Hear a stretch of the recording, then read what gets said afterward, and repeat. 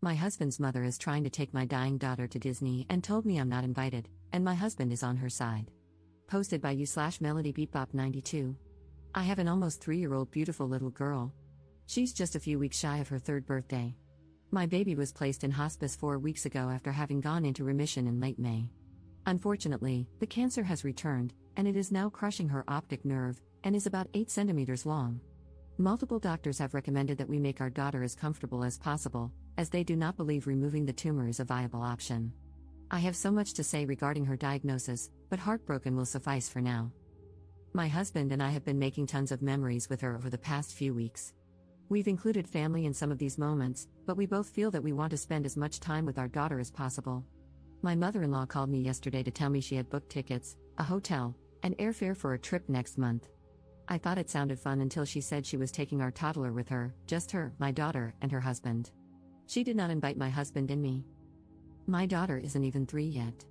She has never stayed overnight anywhere, and my mother-in-law wants to take her across the country for an entire week. I suggested that my husband and I both go so that our daughter would be comfortable and, for God's sake, in the event that she passes away, she can't be gone for a week. Her nurses are here. Her care is here. I suggested that we all go for a shorter amount of time. I came up with various alternatives, all of which were turned down. I should add that even if my daughter were not in hospice, I still would not be comfortable with our toddler being across the country for a week without her parents. My child being in hospice adds another layer of complexity to the situation. I told my mother-in-law that the decision she made without consulting us was a firm no. She called me a few names and hung up on me. She then called my husband, insulted me, and suggested she would fight for rights before my daughter passes away. I'm already grieving. My husband said we should acquiesce to his mother's trip to avoid drama, even though he agrees that our daughter is too young. But I want to spend time with her before the cancer takes her. She's too little. I said no for various reasons, not just to say no. Commenter. I'd suggest discussing it with your hospice doctor. There's no way they would condone this trip and would likely be glad to discuss it with your in-laws. Hospice employees tend to be highly focused on the patient's well-being and supporting the immediate family through what is one of the most difficult times they will face. Ops response. I told 2 of our hospice nurses, and they were both floored. They thought I was joking and were appalled when they realized I was serious. My husband even told one of the nurses, "Well, my mom has good intentions." My daughter's care team, including 3 doctors, does not recommend that we fly. They also do not recommend being away for that long without care. I asked them to document everything. It's been a crazy day, and I'm shocked I managed to eat 1 meal. Edit. Thank you to everyone who took the time to share their thoughts and insights. I appreciate the outpouring of messages, and I'm sorry I haven't had a chance to reply to them all. I wanted to add a few things. My mother-in-law lives in the same county as us, in the same city as my parents. It's only about a 20-minute drive without traffic. However, my in-laws have always been very adamant that we visit them, so I usually take my daughter over every other week for a few hours. Rarely do they ever come to our home. My parents, on the other hand, like to visit and always have. My daughter is much closer to my parents for this reason. Anytime my husband and I go on date nights, my parents come over and watch her because they like for her to be in her comfort zone. This was the case even before the cancer diagnosis. Since the diagnosis, we've been in and out of the hospital for weeks at a time. My parents have still been very much involved by helping in the form of dropping off meals, assisting with laundry, etc. I am very close to my family, and they have been respectful of our need for space during this time. I think my in-laws may be experiencing guilt because they haven't made much of an effort to visit us, see us, or accommodate us. It's always about what I, their daughter-in-law, can do for them. I have always felt like an incubator who's just there to facilitate a relationship between them and my child. Also, to add, I am set on distancing myself as much as possible. I've cut off contact with my mother-in-law and do not want her around after this fiasco. I've completely blocked her from my phone and communicated this to my husband. He is sad but says he understands.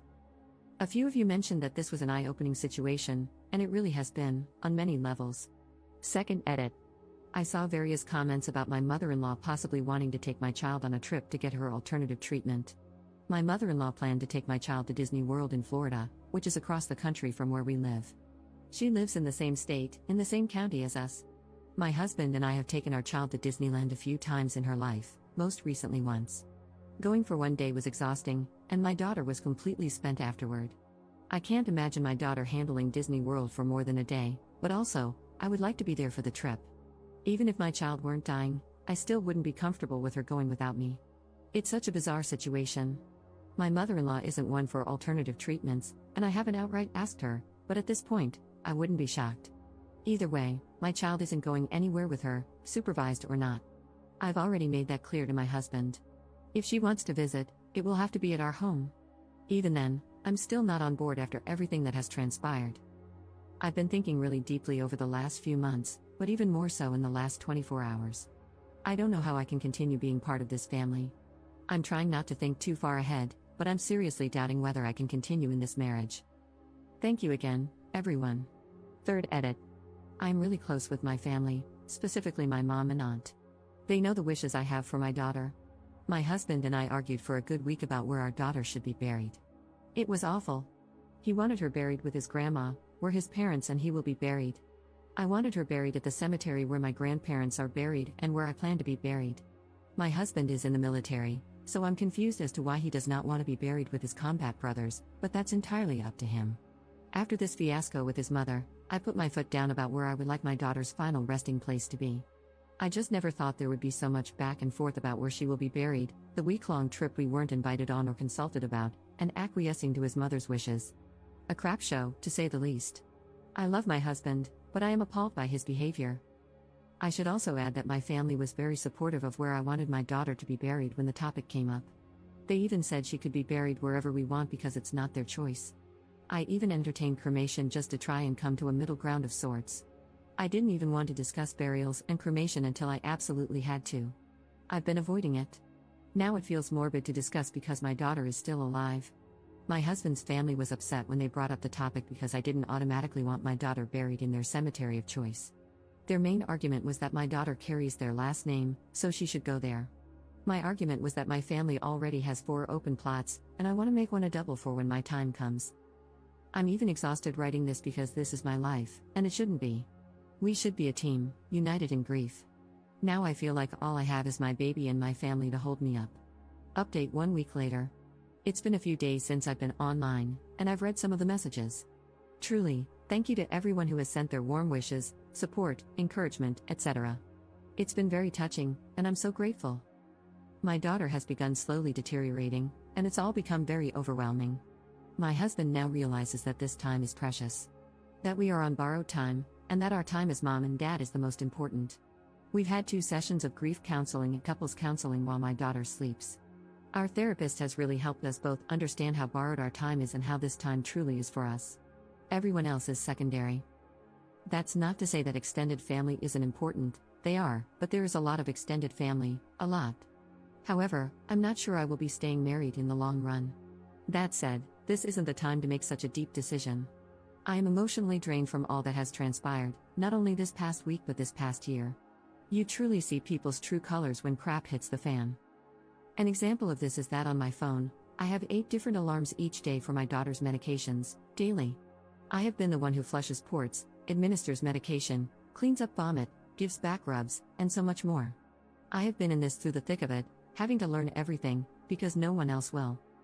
My mother has been the only person who has asked how I'm doing, who has brought me coffee and meals, held me when I've cried, and been in my rock. My husband is sometimes emotionally present, but usually, he's not. Other than my mother, I have never received a text from any other family member asking how I'm doing or how they can help. Like I said earlier, I see everybody's true colors. My focus right now is my baby. I will focus on everything else when the time comes. But for now, we are surviving, and we are trying our best. Thank you again.